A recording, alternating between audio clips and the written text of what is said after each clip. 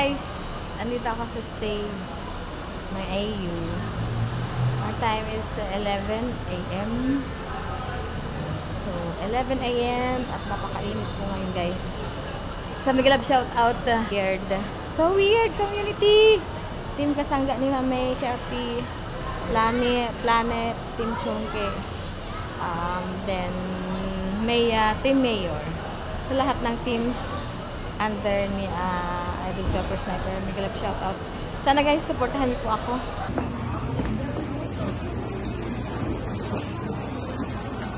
Breaking news. A strong earthquake has struck Arellano University of Apolinario Mabini at approximate 8:01 a.m. The earthquake registered a magnitude 8.1 and its epicenter was located at RH 331. Authorities now are issuing a tsunami warning for coastal areas in affected region. Residents leaving the shore are advised to immediately go to higher ground. To give us a closer look at the situation on the ground, we now go live to our reporter, Stephanie Nino. Thank you, Seth. So right now, we're here at the beach and let's have some aware po ba kayo na magkakaroon ng tsunami? Ililigtas tayo ng tsunami! That's all po. Thank you. Bye.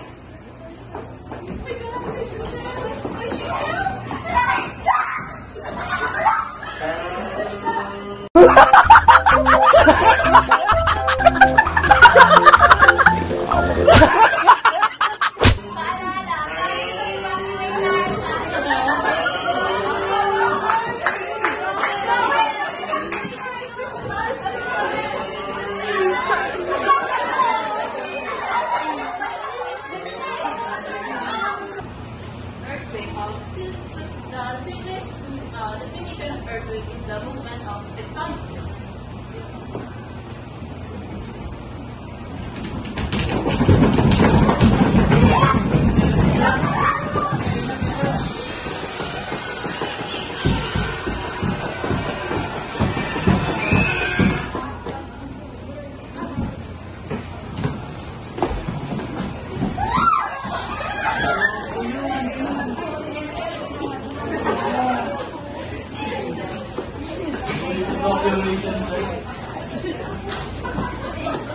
OMG, okay ka lang ba? Oh my God.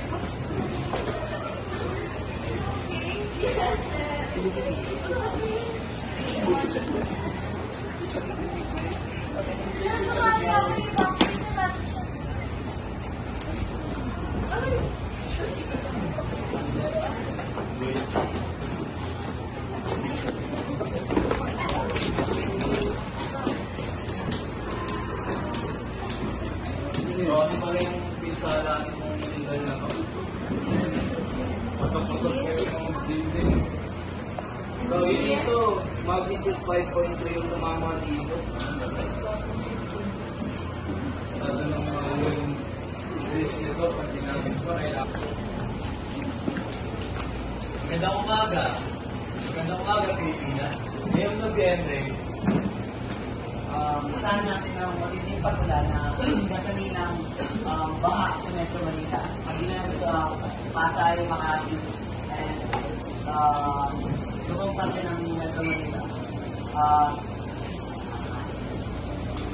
Saan natin na maaaring bumaha sa mga bahay natin. Kaya din ng payong, kamote, at iwasang lumabas-labas dahil babaha. Ano po matisabi niyo na po? Fixis naman yung balitang yun eh.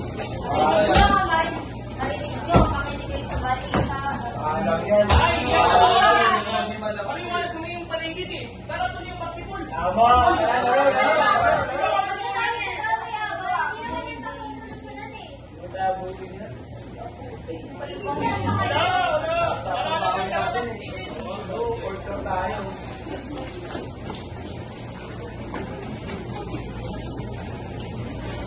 Ba yan? Sobrang bahana.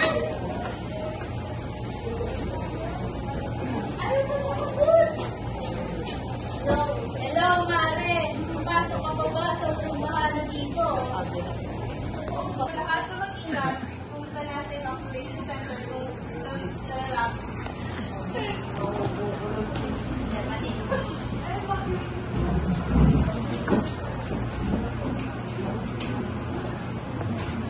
Malakas po yung ulan, evacuate na po tayo.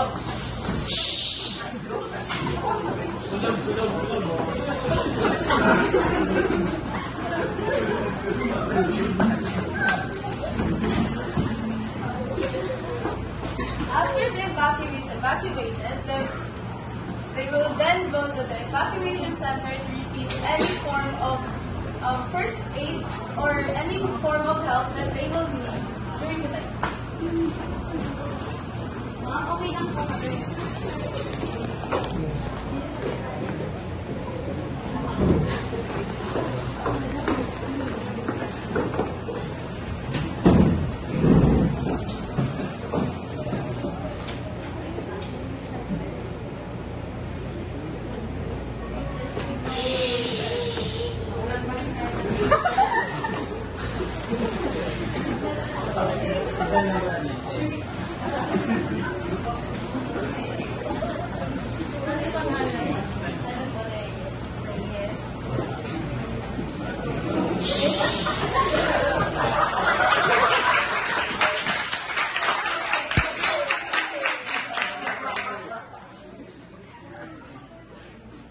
And lastly, after the typhoon, this is where the evacuees can go back to their own house or once the coast were clear.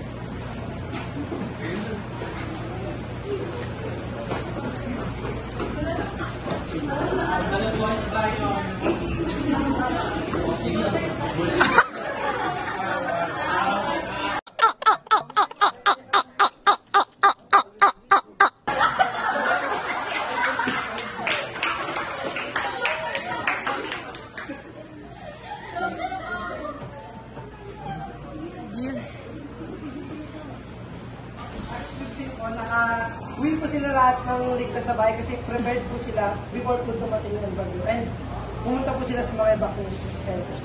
Okay, very good.